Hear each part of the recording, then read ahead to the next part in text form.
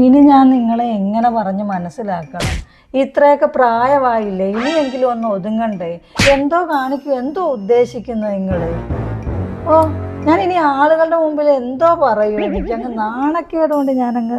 നീ ആ ബുക്ക്, ആ ഡയറി ഇങ്ങോട്ടെടുത്ത്. നീ ആ ഡയറി ഇങ്ങോട്ടെടുത്തേ. ഡയറി എടുത്ത് ഇത് കണ്ടേ, ഇതെന്തുവാ? അതൊരു കുത്ത്. അതാണ് നിന്റെ പ്രശ്നം.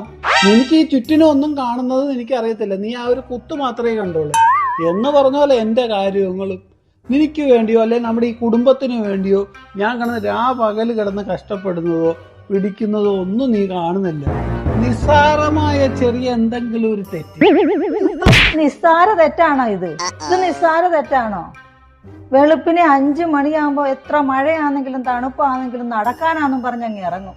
എന്നിട്ട് അവിടെ നടക്കാൻ വരുന്ന പെണ്ണുങ്ങളുമായിട്ട് ഡാൻസ് ചെയ്ത് വീഡിയോ ഇട്ടേക്കുന്നു. അത് വൈറലായപ്പോഴല്ലേ ഞാൻ കണ്ടത്. ഇനി ആരൊക്കെ കണ്ടു കാണും? ഇനി നാളെ എനിക്ക് ഫോൺ കോളിന്റെ ബഹളമായിരിക്കും ഇതും ചോദിച്ചുകൊണ്ട്. ഞാൻ എന്തോ സമാധാനം പറയും ഞാന്. എന്നിട്ട് ഒരു കുത്തും കോമയിട്ട് എന്നെ കാണിക്കുന്നു. No.